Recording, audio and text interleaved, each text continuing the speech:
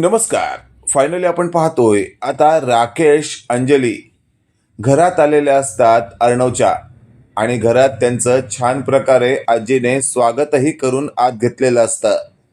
आता ईश्वरी अर्णवला म्हणत असते, अर्णव सर, इथे तर या राकेशने बाजीच मारली आहे. स्वतःची स्मृती गेल्याचं नाटक तो छान वटवत आहे. हे वाक्य ऐकल्यावर अर्णव म्हणत असतो, मिस इंदोर, मी एक सांगू का तुला? तू काही काळजी करू नकोस. या राकेशचं बिंग लवकरच फुटेल. त्यावर ईश्वरी म्हणत असते, अर्णव सर, ते तर फुटणारच आहे. पण मला एक गोष्ट कळत नाहीये, या राकेशकडं एवढं डोकं येतं कुठून? आणि अशातच आपण पाहतोय आता अर्णव म्हणत असतो, खरं तर एक गोष्ट लक्षात ठेव, आपल्या या प्रॉपर्टीवर त्याचा खूप आधीपासूनच डोळा आहे आणि यासाठी तो काहीही करू शकतो हे आता सिद्ध झालंय. त्यामुळे ईश्वरी, तू सुद्धा आता ना खूपच एकदम अशी सतर्क राहा. त्यावर मात्र आता ईश्वरी म्हणत असते, हो अर्णव सर. अशातच आपण पाहतोय राकेश हा हॉलमध्ये बसलेला असतो आणि तो इकडे तिकडे असा चोरी नजरेने पाहत असतो. त्याच वेळेला वरून अर्णव राकेशकडे पाहत असतो आणि अर्णव स्वतःशी बोलत असतो, टकल्या राकेश, जास्त शानपट्टी करतोयस तू. लवकरच तुझी मस्ती नाही उतरवली ना तर नावाचा अर्णव राज शिर्के नाही मी. अशातच आता वल्लरीने छान असा चहा बनवलेला असतो आणि तो चहा आणून ती राकेश समोर ठेवते. राकेश तो चहा घेतो आणि म्हणत असतो, थँक्यू मावशी. राकेशने असं म्हणताच वल्लरी लगेचच चिडते आणि म्हणत असते, काय काय म्हणालात तुम्ही? त्यावर राकेश थोडं घाबरत म्हणत असतो, मावशी, मावशीच आहात ना तुम्ही? या घरात नोकर म्हणून काम करताना मोलकरीण आहात ना? हे सगळं ऐकल्यावर वल्लरीचं टाळकं सटकतं. वल्लरी म्हणत असते, शहाणपणा करायचा नाही हा. मी या घरची सर्वंट नाही आहे, मी या घरची मालकीण आहे. असं जेव्हा वल्लरीने खूप मोठ्या आवाजात म्हटलेलं असतं त्याच वेळेला ईश्वरीला सुद्धा हे ऐकायला गेलेलं असतं आणि ईश्वरी वरून खाली पाहत असलेल्या अर्णवला म्हणत असते, अर्णव सर, ऐकलत ना? वल्लरी मामी काय म्हणतायत तर या घराच्या त्या मालकीण आहेत. म्हणजे फक्त राकेशच या घराचा मालक बनण्याचं स्वप्न पाहत नाहीये, ऑलरेडी वल्लरी या घराची मालकीण झालेली आहे. हे वाक्य ऐकल्यावर अर्णव हसू लागतो. अशातच आपण पाहतोय आता वल्लरीला प्रचंड राग आलेला असतो की या राकेशने आपला असा अपमान केला काय.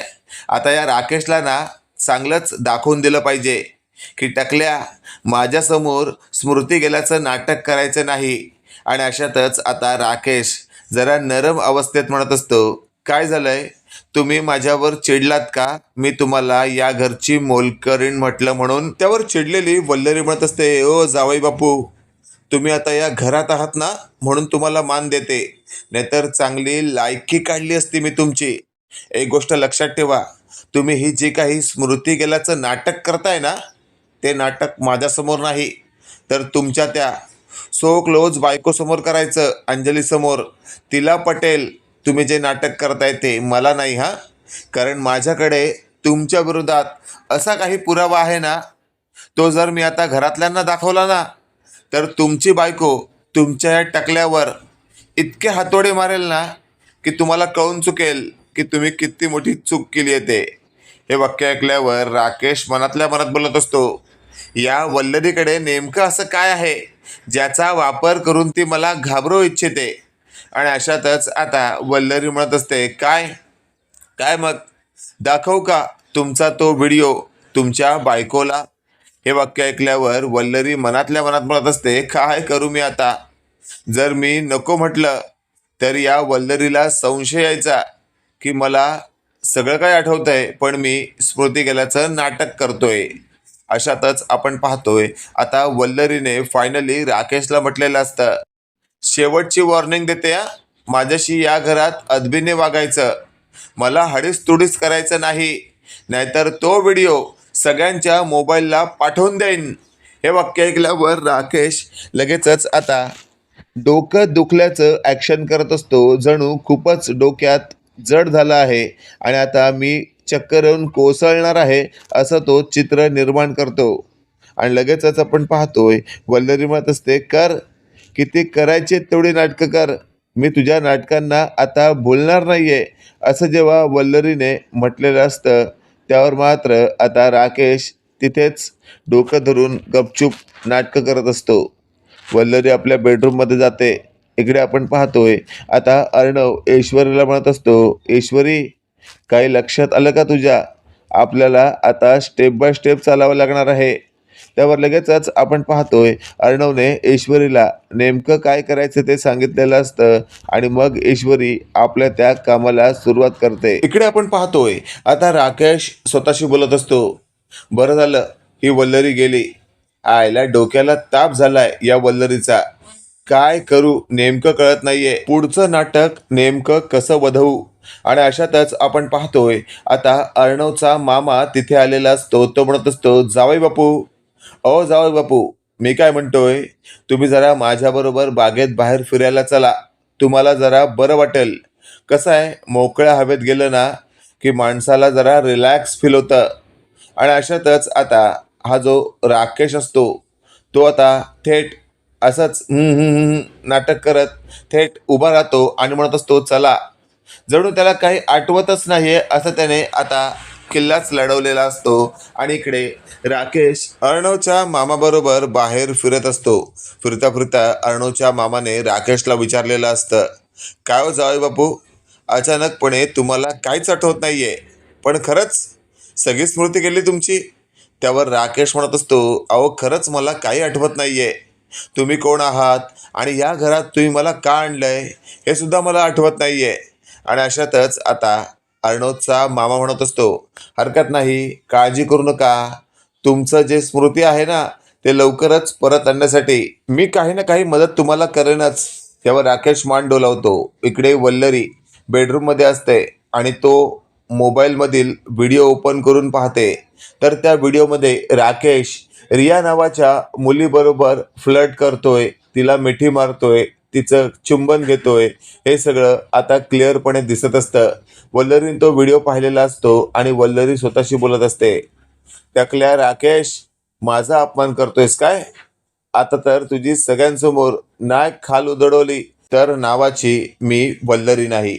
अशातच आता वल्लरी थोडा वेळसाठी बेडरूममध्ये आराम करत असते आणि मग ईश्वरीला अर्णवने पाठवलेलं असतं ते काम ईश्वरी करत असते. ईश्वरीने आता अर्णवला म्हटलेलं असतं, अर्णव सर, मी तर माझं काम केलंय, आता तुम्ही तुमचं काम करा. त्यावर अर्णव म्हणत असतो, मिस इंदोर, चल, मी माझ्या कामाला आता सुरुवातच करतोय.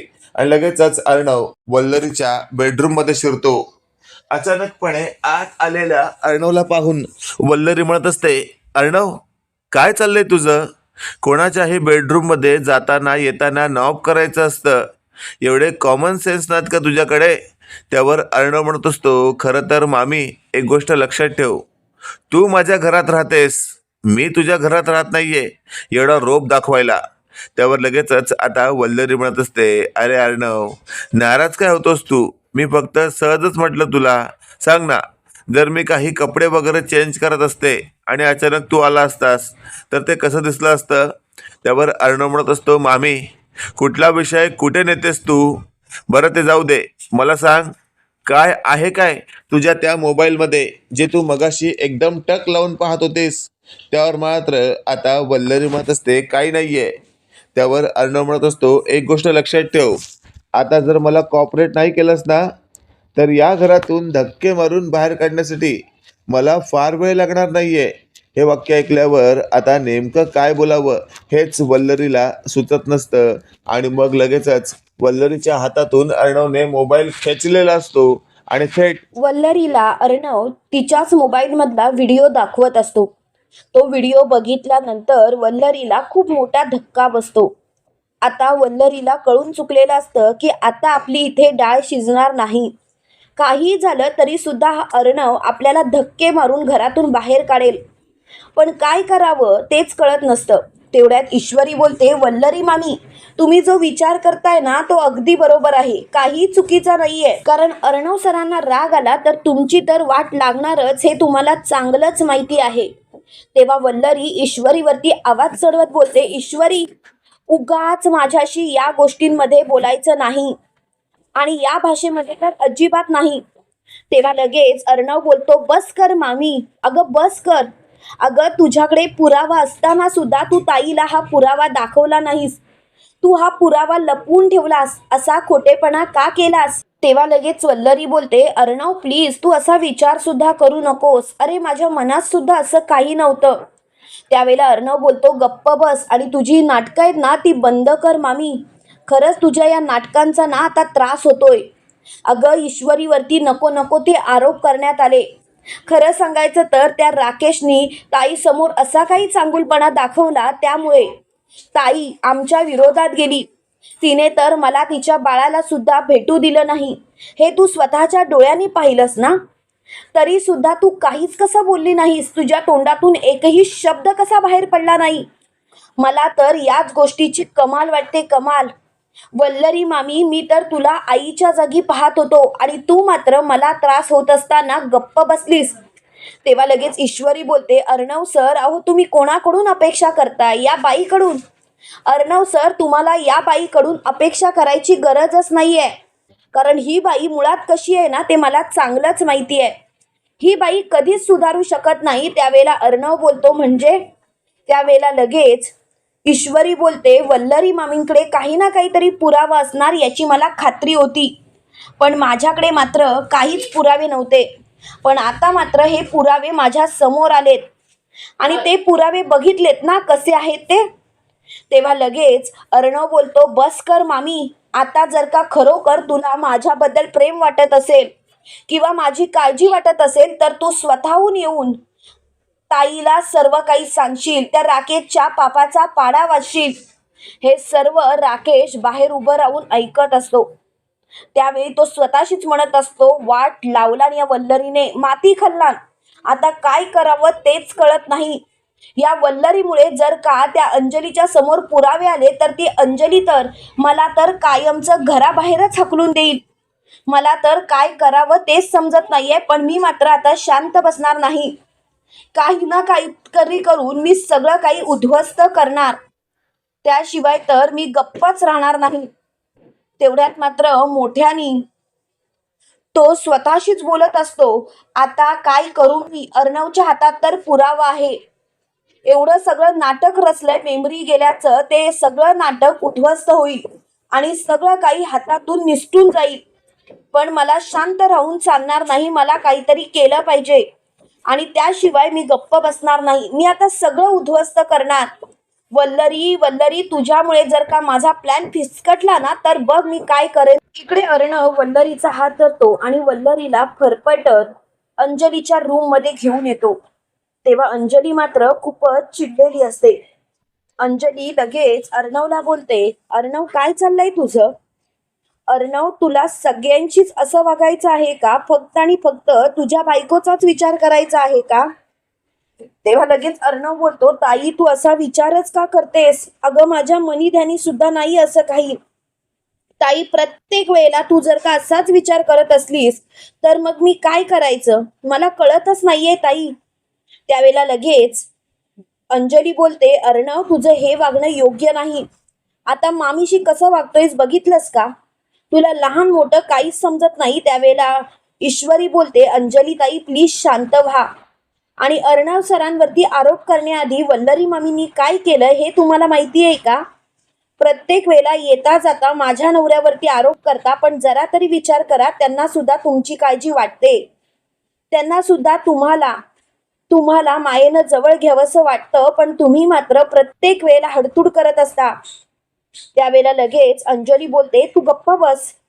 तू माझ्या रूम मध्ये का आलीस? आताच्या आता इथून चालती पड. तेव्हा लगेच अर्णव बोलतो, ताई प्लीज जरा शांत होशील का? हे बघ ताई, तुझा माझ्यावरचा राग मला समजतो, पण ताई तू जर का स्वतःला शांत केलंस तर बरं होईल. प्लीज ताई स्वतःला शांत कर. उगाचच नको त्या गोष्टी घडायला नको. तेव्हा मात्र तिला खूपच राग आलेला असतो. त्यावेळेला वल्लरी तिथं नाटकं करायची सुरुवात करते. ती बोलते, बघ बघ अंजली बघ, अरे कसं चाललंय माझ्यासोबत यांचं, मला तर कळतच नाही. अर्णव आहे ना पुरता या ईश्वरीच्या नादाला लागलाय. तेव्हा लगेच अर्णव बोलतो, तुला लाज वाटत नाही मामी? अगं तुझ्याविषयी सगळे पुरावे माझ्या हातात आहेत आणि तू तू असं धडधड खोटं बोलतेस. तेव्हा लगेच अंजली बोलते, कसला पुरावा? आणि तुझे हे जे काही चालू आहे ना ते बंद कर. त्यावेळेला अर्णव वल्लरीच्या मोबाईल मधला व्हिडिओ अंजली समोर दाखवत असतो आणि अंजली तो व्हिडिओ बघते आणि एकाएकी खाली बसते. ती म्हणते, म्हणजे मामी तू सुद्धा मला फसवलंस, यांची सगळी कारस्थानं तुला माहिती होती, तरी सुद्धा तू खोटेपणा केलास का मामी? का असं का वागलीस? त्यावेळेला वल्लरी बोलते, हे बघ अंजली, उगाचच माझ्यावरती आरोप करू नकोस. आणि तू मला का बोलतेस? तुझा नवरा कसा आहे हे तू ओळखायचं होतंस ना, पण तू मात्र ते ओळखू शकली नाहीस आणि मला बोलतेस. त्यावेळेला लगेच मोठ्याने ईश्वरी बोलते, बघितलं अंजली ताई, इतके दिवस आम्ही घसा फोडून ओरडून सांगत होतो, अंजली ताई आमच्यावरती विश्वास ठेवा, पण तुम्ही मात्र आमच्यावरती विश्वासच ठेवला नाही. आणि शेवटी काय झालं? होत्याचं नव्हतं झालं अंजली ताई. अंजली ताई काय करावं ना तेच कळत नाहीये मला तुमचं. त्यावेळेला अंजली बोलते, प्लीज प्लीज माझ्यावरती असे आरोप करू नका, मला खरंच खूप भीती वाटते. असं वाटतंय की सगळं काही माझ्या हातातून निसटत चाललंय. तेव्हा मात्र वल्लरी बोलते, एक गोष्ट लक्षात ठेवायची, तुम्ही हे जे काही करताय ना अर्णव आणि ईश्वरी ते चुकीचं आहे. त्यावेळेला अर्णव बोलतो, गप्प बस, आता तर मला तुझ्या थोबाडीत लागावून देवशी वाटतेय, पण मी स्वतःला सावरलंय, कारण मी माझे संस्कार विसरलो नाही, नाहीतर तुझी कशी वाट लावली असती ना वल्लरी, तुला कळलं सुद्धा नसतं. इकडे राकेश मात्र चांगलाच घाबरलेला असतो. तो म्हणतो, आता तर सगळंच संपलं. आता काही झालं तरी सुद्धा अंजली मला काही भाव देणार नाही आणि माझ्या हातातून आता सगळं काही निसटणार. आता मी काय करू तेच मला कळत नाहीये.